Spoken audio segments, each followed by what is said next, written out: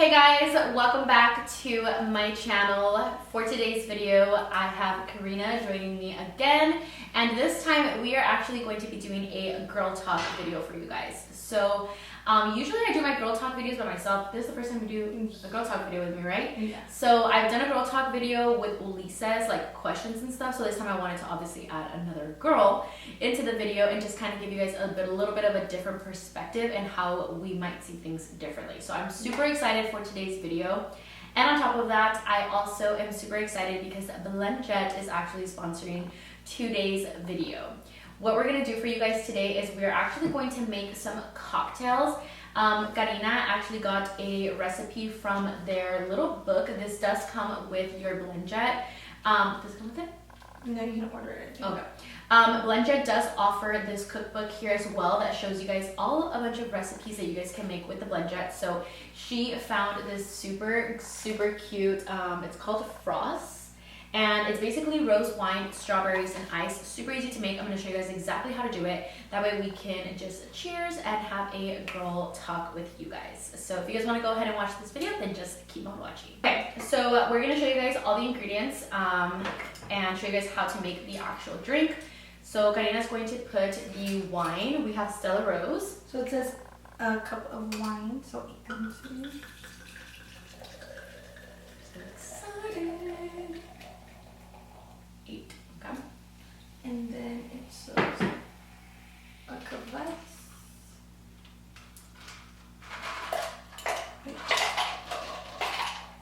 Okay. And Cup of then ice. Frozen strawberries. Okay. And then we're gonna add some syrup. What is it? Simple syrup? Yeah, it's simple syrup. Okay. So I'm gonna go ahead, and the good thing about BlendJet, guys, is that it is a portable blender. It is on the go. So as long as you have it charged, you guys just press this little button here and then it blends for you. Party on the go. Party on the go.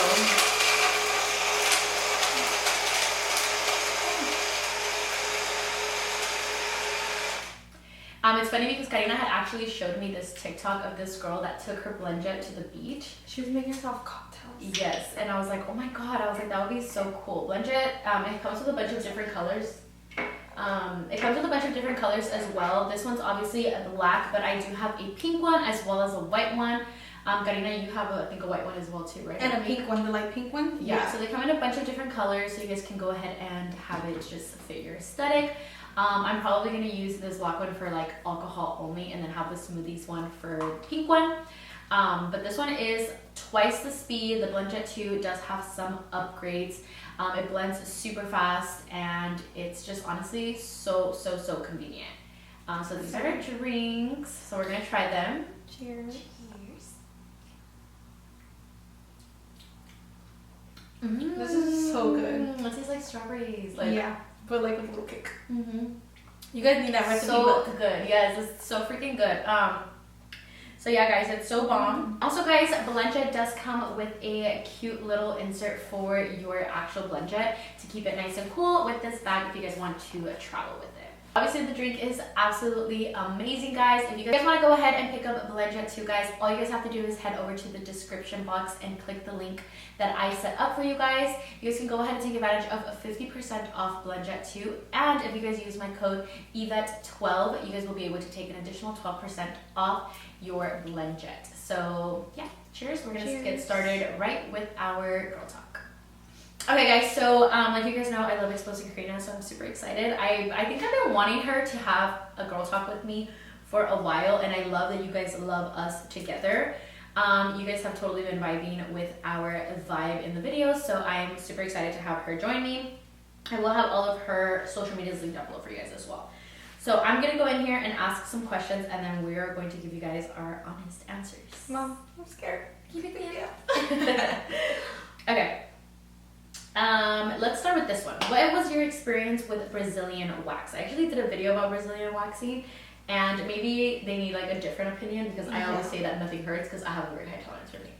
I feel like, I'll be honest with you, your waxer matters. Yes. Your waxer matters. The first time I ever got a Brazilian wax, Worst experience? Worst experience of my life. But this is the thing about me, okay? I don't like to be loud, like to scream when I'm in like excruciating pain.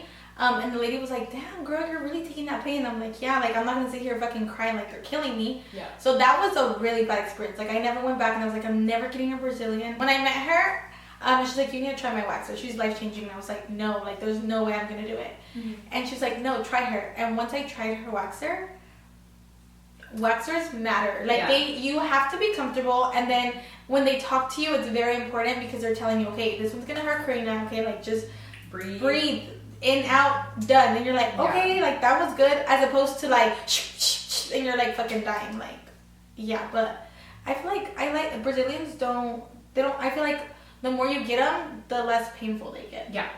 Right. And another tip, do not get a Brazilian done a week before or a week after you're on your period, because you're a little bit more sensitive and it's going to hurt a lot worse. Trust me, I've done it even while I'm on my period, because my wax girl, she's the bomb like that.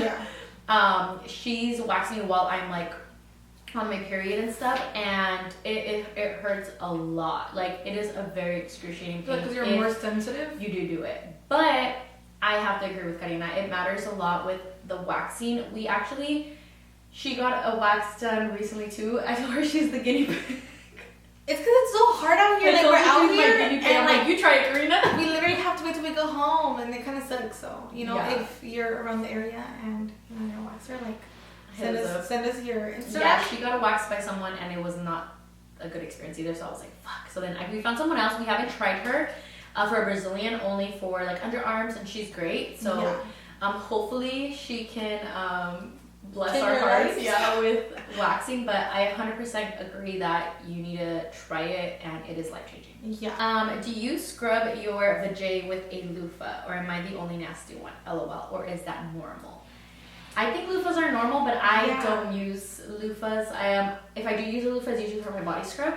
Yeah. No, I think I use a loofah. I mean, I don't go in there, but like just like my lips and like my legs. Yeah, I'm gonna use a loofah. Yeah, I don't all use around a my loofah. body. Mm-hmm. And I guess those are really good for exfoliating too. Yeah. Yeah. So maybe that would be good. Yeah. But definitely change your loofahs, guys. Yeah, maybe I'm guessing this is why. No, I'm guessing why she's saying, am I the only nasty one? It's because loofahs have been proven that if you don't change them out, catch they bacteria and mold.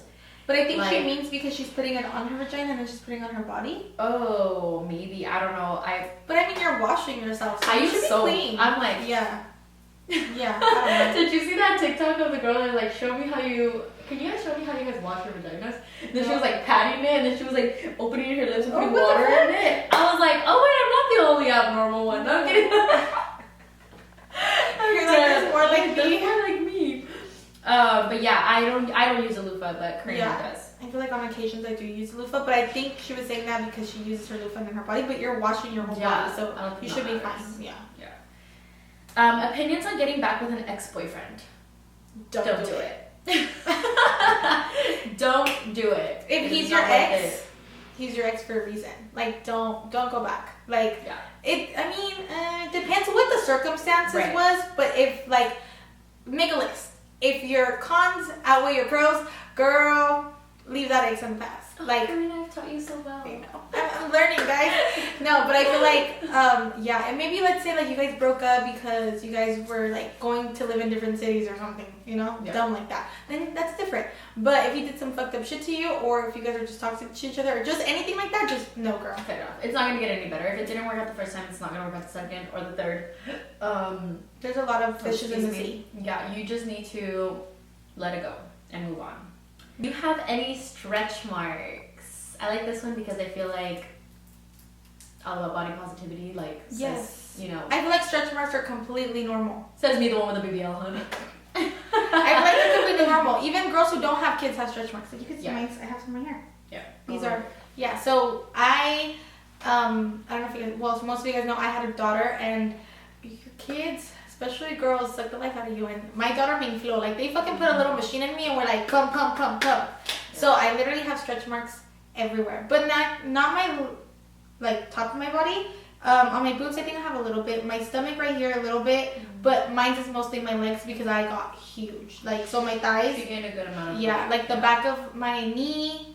And then I have a lot of stretch marks on my butt because I got big and then I got little. Super common though. Like butt ones, even when I, like, before my BBL and before, like, when I went from, like, being super skinny to, like, working out and building my booty and then, like, obviously getting my BBL, like, I have literally tiger stripes in the back of my butt. Like, I have stripes.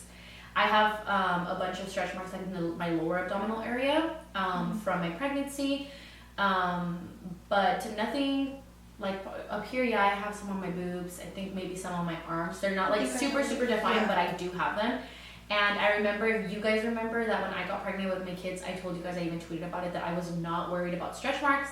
I didn't even really take care of myself like that. I would put lotions occasionally. I would recommend certain lotions that I was trying and stuff to just keep the stretch marks away, but I wasn't, like, consistently, like, every single day, like, don't miss a crema, you know, because I didn't want stretch marks.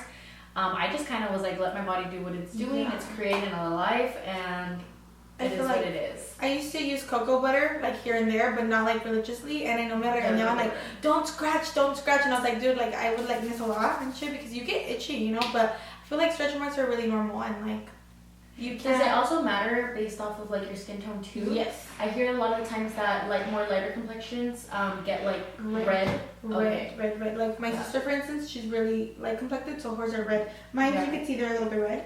They have color on them. Yeah. But yeah, I feel like stretch marks are normal, and you have to understand that totally our weight fluctuates a lot. You know, when you're pregnant, when you're not pregnant. So, you know, I feel like it's normal and it's something that needs to be normalized. Like, you're a whole mom or you're a woman. You know. What do you use for razor bumps, darkness, and bikini area? You get razor bumps, and I'm saying that because yes, you're on my legs. Yeah. So only on my legs. I think it's a thing. It's called, like, strawberry legs. Yeah. I think it's strawberry legs. I'm white as fuck. Like, I would show you guys my leg right now because I'm wearing shorts, but I'm white. Yeah. White. And, like, I can't even get a tan because I get red. I literally have to go get a spray tan or lay in a tanning bed. But I have strawberry legs. So, because I'm so white, and I'll shave, and literally the next day, I have fucking strawberry legs, which is, like, my hairs are peeking out, and you can see them because I'm so white. Blanca shaves, and this bitch looks fucking, like, nothing. It's because I'm Morenita's foot, so I can. Yeah, I don't get any razor bumps like that. I don't get. I didn't even know that was a thing until she told me. I know. It's called strawberry legs or cherry. What is it? So strawberry legs. So because it looks like a strawberry. The little dots. Yeah. That's fucking clever. Yeah. Oh, okay. So if you know something, let me know. But as for, like, my bikini area, I feel like I don't really get, like, darkness like that. Just, I mean, you have to understand, if you're going in with the razor, your hair is gonna grow back and it's gonna look dark and pigmented because your hair. But as opposed, I know Blanca has a video. You did a video with a hygiene video where I showed you guys that if you put limon con baking soda and apply it in darker areas, like for underarms, it helped me with when I used to shave my underarms. I used to get, like, dark pigmentation under my arms, and now they're not like that anymore. So obviously when you're a little bit more tan, you are going to be more prone to, like, super darker areas and stuff. So it does get rid of some of that pigmentation that you might get, but it's just being consistent. The limon and the baking soda really does wonders. So if that's something that you're struggling with, I know she doesn't really deal with it. I've dealt with it, not so much in my bikini area, but for sure my underarms. And even, like, say, like, your elbows or your knees, like, they can get darker and stuff like that. So that's always a good thing. Some people get pigmentation in the back of their necks.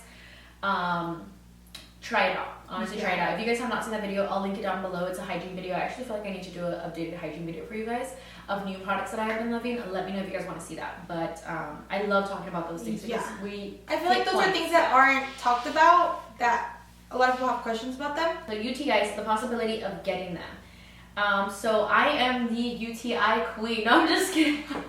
I have gotten so many UTIs, and I genuinely don't feel like it's because you're being dirty or anything. I use thongs a lot, and I have realized that I think that is the problem. Also, if you don't use cotton underwear, I just feel like underwear in general are big cause for UTIs. Yes. Because I actually pee right after having sex. And that's really important, girls. pee after you have sex. Yes, I don't use any like scented products on my vagina. Like I am not a fan of scented products to like douche or clean. I feel like a woman's body should naturally smell the way that it's supposed to smell by drinking a lot of water and just taking care of your body. I do not believe in scents like that. But I do get UTIs occasionally, and that's because of my underwear. And Karina used to get them as well, and now she doesn't wear any underwear. So yeah, I know. Don't knock it till you try it, like I said. Yes. But I'm telling you, Blanca drinks so much water. It's fucking ridiculous how much water she drinks. Like that's all she drinks is water. So you'd think somebody whose body is so fucking, you know, wouldn't get a UTI, but from a friend a long time ago, she told me like I don't wear underwears, and I was like, ew, like that's a lot. Like that's excessive. How do you do that? Yeah. And she was like, try it. And honestly, since then it's been a couple of years, and I know you guys are probably like, how do you do that? But no, if I wear underwear, I have a UTI calling me. Like it's just bad. Like yes, there's certain times where I have to wear underwear because I'm wearing a dress or something, and it's usually a thong. But if I wear it for a long extended time, like a period of time, a long time, because you have to think about it. There's a lot of friction, there's a lot of sweat, there's a lot of things going down there that it's rubbing against you, and I'm a very sensitive girl, like very sensitive, so anything will just fuck me feel up. like girls in general are very sensitive. Like we deal with so much, but I feel like vaginas are just so sensitive, guys. Like I know that there's, say like I have sex and for some reason like I don't pee that time, even though I usually do. That one time will give me a UTI, and I'm like, bro, like one time, like I was so good. Like, what do you mean? Like I tell Lisa all the time, like, be very careful. Like, wash your hands if you're gonna touch me. Like, just like I'm just so particular because I'm so sensitive. I just think vaginas are so sensitive in general. And you have to take care of them. Yeah. Like a lot. And if you don't, you're gonna get awkward discharge or discolored, or it's gonna smell down there, and it's so easy for you to get BV, like bacterial vaginitis, in like any time. A lot of the times it's mistaken for like yeast infections and stuff like that. But it's so common for you to get them if you are not doing those things. And I actually started going commando recently. I do wear underwear sometimes I don't, and I do feel like it's improved, it's helped. It's just there's certain clothes that I don't feel comfortable wearing without like underwear. Even me, there's certain things that I still will be like, I'm gonna put that on. But for the most part, like I'm trying to like see if that works out for me. I'll update you guys and let you guys know if I do. But there's literally levels to UTIs. Yes. Like you have your common UTI, and then you have the painful UTI, and then you have the excruciating, I'm bleeding, I'm in pain, I can't pee, I need to go to the emergency UTI. Yes. I've had that once in my life. I've experienced all that. It was like labor all over again. Yes. But I think I've only experienced like the really mild one, and then the really, really bad one where you're like fucking bleeding your life out, literally. Yeah. Like you feel like you're on your period. Yeah, and but it burns. You can't even pee or sit or nothing. Yeah, that's horrible. Being a woman is very hard. It's hard, and then guys, like even guys in get a UTI. Do you know how hard it is for a guy to get a UTI? Yeah, but even like STDs in general, like you always hear about girls getting them everything, and guys, it's like nothing, and it could be like the smallest stuff. Even like yeast infections. You know, men can have yeast infections too. Really? You could even give it to them in their mouth. I heard that they don't show signs though. Like nothing, only girls. And I'm like, bro, like acá nosotros muriéndonos, and the guys are always just there like, I don't care, I don't care. But think about it, it's because like the shape of their penis and like it's harder for their. We're open, and we're just there. We're just like an opening, you know. So I get it. This was actually a really good question. It says, when was your first time? Where, when, and how? Oh my god. I feel like I don't think I've ever talked about my first time. I don't think you have. And I talk about everything. You guys know my whole life, like. Well, for the most part, you guys know my whole life, but I've never tried. What was your first time? Do you regret your first time? No. I think I do. I don't regret my first time. I think I do. I feel like the circumstances and everything, like. Aw, I'm sorry. Are we gonna cry? Yeah, I did cry a lot. I'm sorry. Okay, the next question. I was 16 at the time, and I was with the older guy. He was a senior, and I was younger. That's illegal. No, he was 17. I don't think he was 18 at the time, but we had just started the school year, and I was a sophomore and he was a senior. And I feel like we sat there and we tried to plan it for it to be cute, but it didn't work like that. I ditched school. So I ditched school and we went to his house, and yeah, like it happened, and I remember going back to school, and I was like, I'm not going back to school. Like, you're taking me home. and I was like crying on the way home. And I remember I got home and I like made him park like a couple houses down, and I got there and I lied to my mom and I told her that my best friend brought me home because I threw up and I didn't feel good. So I literally stayed home and cried in bed the whole day because I lost my virginity. It wasn't like beautiful like the movies. I wish it would have been. Mine was beautiful like the movies. Mine wasn't. I'm so sorry. That's why I say, you know, but whatever. I feel like mine was beautiful like the movies because I think I was just so stupid. So, story time. I think I was just so stupid that I thought that I was so fucking like in love and they were in love with me too. And then now that I look back, I'm like, I'm fucking dumb, dude. You like, young girls, if a guy ever tells you like, if you love me, you'll have sex with me. No. When you're ready, you do it. Yeah. Which I feel like I felt like I was ready. I feel like I was mentally prepared, but I don't think I was emotionally prepared for what was gonna happen. And yeah, I don't know. I feel like I don't know. Yeah. Yes. Like, see, with me, like, I feel like I think I did it because I wanted to. Like, nobody. Nobody. You know? I'm not saying somebody forced me, but I'm saying like, I wish, you know, like it would have been like beautiful, and then I probably would have cried because of something else. Yeah. Yeah, no, with me, it was like very like, it was in a hotel and it was pretty romantic. It was cute. Like, I feel like he tried. Like, he really did try to make it special or whatever, because there was times when we were going to and I was like, no, it's not time. But I do feel like looking back now, it was more like installed in me. Like it was like the pressure of feeling like, fuck, like I need to hurry up. Yeah, and then like he would like say comments sometimes like, there's nothing's wrong, like nothing bad's gonna happen, like stop being scared. And you're I'm thinking like, why am I being a little bitch? Why am I being, yeah, so let me just do it. But I don't regret it, because obviously even after that I still stayed with this guy for like 5-6 more years after. Like, I was still with him for a really long time, but I feel like I do I feel like I do think about like why I was so stupid. I think I don't know. I mean, like, I was so dumb. I'm a stupid bitch. It's okay. We're both. I'm so dumb. But I don't regret it. I just regret. Ooh, no, I'm kidding. Sex life after having babies. Not a mom, but I wonder for the future. Mine isn't even a word. Mine was pretty normal. I feel like it was more affected because I was insecure because of weight gain, rather than like my body, like my insides. I feel like people have this like theory, like misconception of how once you give birth you get big and loose. I don't know how do people not know the anatomy of a vagina, but we are made to do these things, and our body contracts for a kid, and then it doesn't matter how like nothing changed down there. But also myself, I didn't tear or anything like that. I know that when you do tear, its healing takes longer. You know, you're having to be a little bit more careful. I feel like I would have been so scared, like doing it for the first time again with like stitches and all that. But thankfully, everything was pretty fine. Like, it was normal. You had a C-section. So yeah, I actually had a C-section. My body did contract to 8, but I was not able to give vaginal birth. So I feel like nothing changed. Just obviously my recovery was different than a normal person's, because I can't, you know, have sex like or something because I will like your incision can open, because it is an open incision and it's just with stitches on your abdomen. But I feel like no, just obviously the weight gain. You know, you're kind of insecure because you still have body weight on you. Yeah. And that, but no, I feel like for the most part. I mean, obviously we know I didn't care. I mean, no, I was pregnant 4 months after Max was born, and it takes 3 months to heal. So that should answer your question. Yeah. Do you have an orgasm every time you have sex? And is there pressure to do it? Like, to orgasm? I feel like there is pressure. I feel like they constantly ask, like, did you come? Like, did you finish? Oh, no, I mean, like, I feel like I feel pressure. I'm pressuring, like, you better.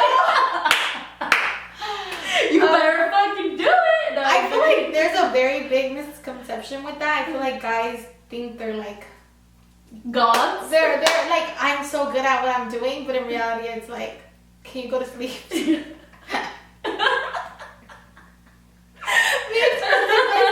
Just kidding. No, we're not. I'm playing. No, we're not. Not necessarily so much. I feel like you can definitely train that person. You have to be vocal. Yes, you have to tell somebody what you like and what you don't like. You can't sit there and expect for them to just know. think or know. And if what you don't want. open your mouth and say something, like if you're just there like, oh yeah, it's good, and if like, it's yeah, not, I came. They're never gonna change. It's never gonna change how they please you. Take So care of you, yeah. always tell them like, there's some guys whose egos are like up the ass and they'll probably get offended, but the person that genuinely is a pleaser and they want to please you and they want to take care of you, they are not going to care about feedback. No, and they're gonna worry, make sure that you're good before anything else. But I feel like you have to be vocal with something. Like you orgasm every time you have sex. I feel like now, so not now, like right now, like this year, you know, but within the past like few years of my marriage, I actually feel like after I got married, to be honest with you. So I was with Lisa for like 4 years and stuff, and it would happen occasionally, but I feel like I didn't feel so much pressure. But I'm very open about, you know that, because I'm so open with Karina. Like I tell Karina, me and Karina, we have a very open relationship with everything. Like she tells me about her and I tell her about what works for me. Sometimes, not that we compare, but it's like, bitch, like this, and you're like, yes. Like we're very like that. So I always think like, damn, guys actually don't talk the way girls do. Like I don't think so. I think we're very open book, and I feel like guys like hold back a little bit because they don't want to be like too exposed about their. We say everything. Like I tell her everything, and I put her on some of my favorite toys. Like she actually bought me first one. She bought me my first one. She put me on, and then a couple of them, she's been like, "Bitch, you need this one." I'm like, okay, like let me go get it. And it's a lot of good ones that, by the way, it's not just by yourself. Like you can use them with your partner. Like it can definitely change your sex life.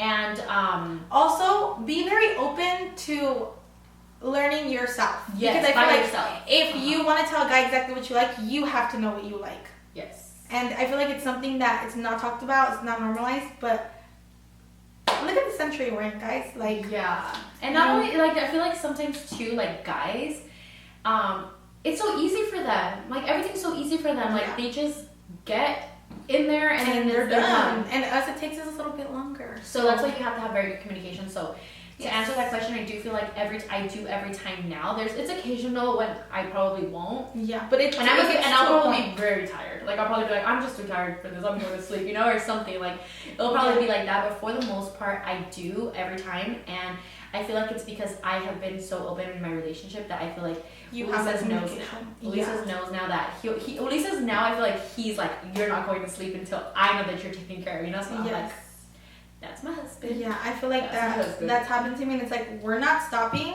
till you get to where you're gonna get, and then we'll do the whole thing. And I'm like, okay. That's what I'm saying. Like girls obviously don't be aggressive like that, but be vocal because you want them to know. And if I know people are like so uncomfortable. Like anything that anything is talked about sex, it's like uncomfortable. Like, oh, you can't say that. But I feel like you need to have that with your partner. If you're having sex, you should be able to talk about that. Yeah. Like if you're having sex, you should be able to do it. Yeah. I'm 23. Is it weird that I'm still a virgin? How should I go about telling my boyfriend? He's 28. It is not weird. And back to the virginity thing. Beautiful. Take your time. Whenever you're ready, you're ready. I know somebody. I'm not going to say any more information about I know somebody because then you guys are going to know who I'm talking about. But she didn't lose her virginity until she was 26 years old, and she does not regret it. She's actually very happy that she waited when she waited, and I think it's something that's open. I'm sure your boyfriend is going to be happy about that. Like he's probably going to be like, wow, you know, like it could be that, or if he's just trying to get it in, then he's going to be disappointed. But if he's there for the long term and he's going to respect you and he cares about you, he should not care if you're a virgin. Yeah, no, and I feel like don't let people tell you like, oh my god, you're a virgin, like how boring. No, everybody does it at their own time, and that's something that's beautiful, and whenever you're ready, you do it. No? Yeah. Okay, we're gonna say just like 2 more so we can cut this out. What birth control do you use if you do use it? If not, how do you manage not getting pregnant? So I have never been team birth control.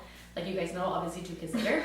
I always use the pull-out method. By no way am I telling you guys to do that. Do not listen to me because everybody's different. But I actually follow a calendar where I know when I'm ovulating and when to not have sex. So that's kind of basic, but this only works for somebody who is on a normal menstrual cycle. Yes. This just works for me. I'm not on birth control. If I get pregnant, and you guys see me pregnant in a couple months, you know why? You know why. But I don't use any birth control, and Karina does. Though. Yes. So when I was younger, I was on birth control, and then I had an allergic reaction, so I had to stop birth control. What kind of birth control did you have? Pills. I was on the pill. Oh. And then I had an allergic reaction, and then Adderall happened. Mm-hmm. But now I've actually had my Mirena for 5 years. Okay. So I'm going on to 5 years. So my Mirena is a IUD. So it's a copper IUD, and basically it kind of tells your body you're already pregnant and you can't get pregnant. Interesting. So, yeah. Have so you had any like side? I'm getting into yes. this topic because it's nice to see somebody who does. Yeah. And has had a good experience with it, because people usually have horrible experience. So I feel like I haven't had a horrible experience because obviously it's still in, but it is kind of scary. And the doctor is like, you have to check yourself to make sure your strings are still there. If you know what I mean. But do you have to like go in there? Sometimes you do. Like if you feel weird, you can feel it. Yeah. Well. Okay, so your strings are long, so you can go in, obviously, because if you're with somebody, it's gonna poke the fuck out of them. So you go in and they do snip it, the strings. But I don't know exactly how it is. Don't quote me on this, but I know when like you're on your period and stuff, something happens that your vagina like pushes on or something, so you can feel the strings more sometimes than others in your body. I don't know exactly, but yeah.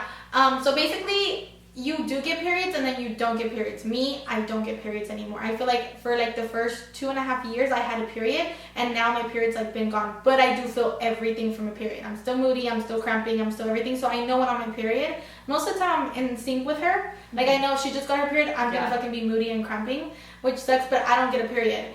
But honestly, I feel like the only bad thing about it is your hormones fuck with you so bad. Like in the beginning, I was moody as fuck to the point where everybody was like, take it out. Please do us a favor and take it out. But I feel like my body got used to it. But I do know there's people who have horrible experiences with it. So I mean, everybody's body's different. So, you know, it's something that's worked for me. Adelie's gonna be 5 next year. So I put it in January. So in January, I have to take it out. So I'll let you guys know how that goes because I'm kind of scared. Yeah. But I mean, it's worked for me. You know, it's just like a period. Your hormones are everywhere, you know, you do get moody and everything, but I mean, it's worked for me. I know a lot of other people do other forms of things, but I can't do a pill or anything like that because I'll forget or something.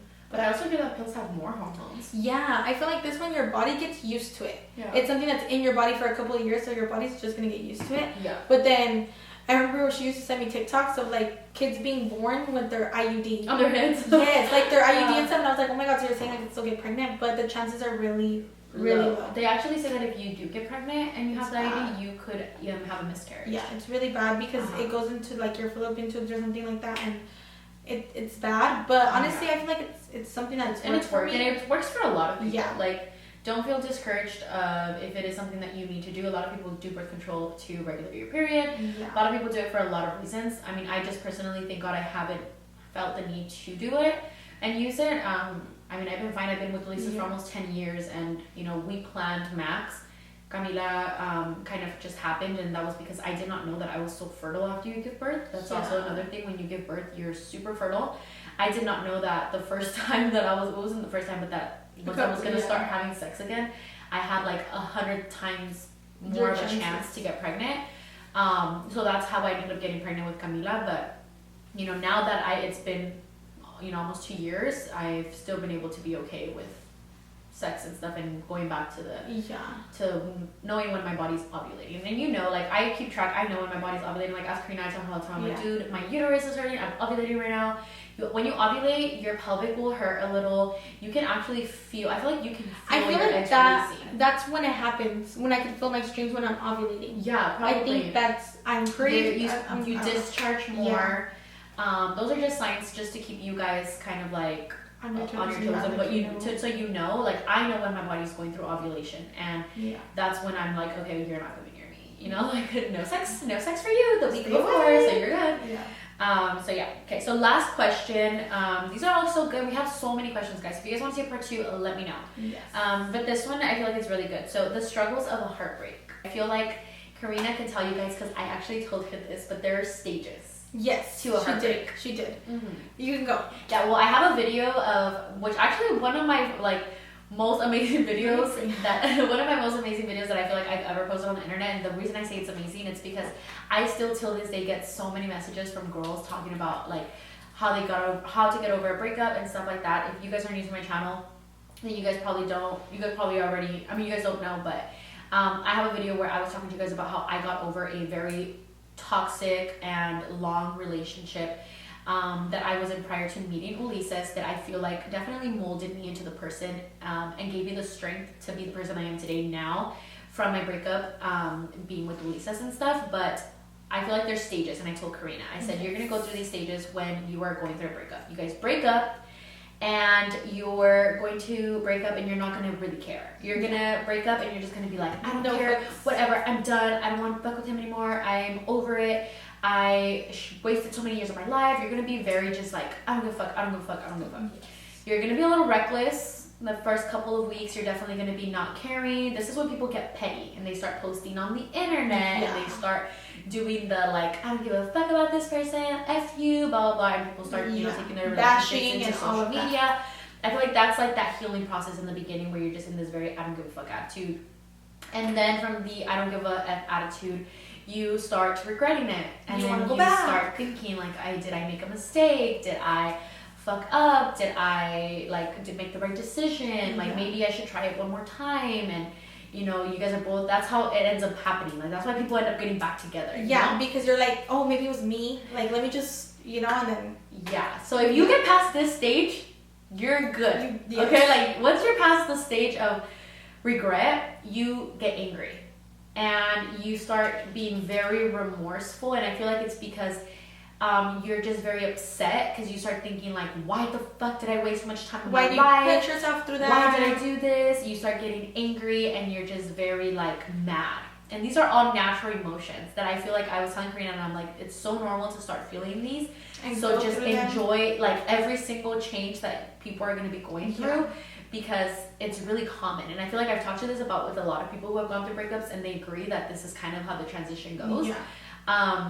And then after the anger, it just comes like freedom.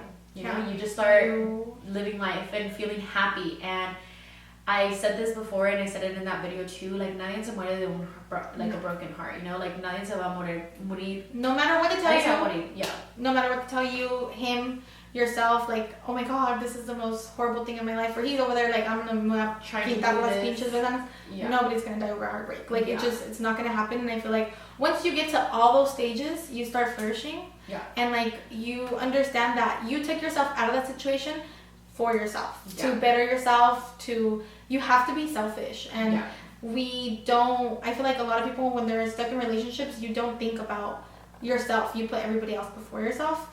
But I feel like once you go through all of that, and like I'm saying, make a list of your pros and cons, baby girl, and you're gonna see like it's not worth it. It's not worth it. And I feel like it's also so important to not be so quick to jump into another relationship as well. We have to normalize being single is okay. Because I feel like, we jump into relationships, or we jump into things so fast, and it's like, you don't want to lose yourself after you just found yourself. You know what I mean? And I feel like people get lost in relationships, but just you really, really have to learn to love yourself and to put yourself first. And when you're in a relationship for a long time, you lose yourself. You lose everything. Like, you feel like the only thing you know is this relationship. Once you get out, you're like, oh my god, like, and don't ruin relationships. I mean, friendships over your relationships either. Like that's why even too, like with us, like Ulises and I, we always treat our friends like. You will never see me and Ulises making out and kissing and making our friends uncomfortable. Like, we treat each other like we're all friends. We all keep in touch. We all are vibing. We're all okay. Like, they'll be like, do you guys want us to give you some time to yourself? We're like, no, it's fine, Like, I feel like that's important. I feel like it's just very important to just, reflect on your life and what you're getting out of that relationship. And if it's worth going through that, most of the time it's not. So, we just need to do a whole video on relationships. Yeah, I feel like we should. Okay guys, well, I hope you guys all enjoyed today's video. Thank you guys all so much for watching. If you guys want to go ahead and follow KARINA'S Instagram and all her social medias, I will have them linked down below, as well as her YouTube channel. She is going to start posting this coming month, so I'm super excited for that. Make sure you guys hit that subscribe button, and we'll see you guys on my next video. Love you guys.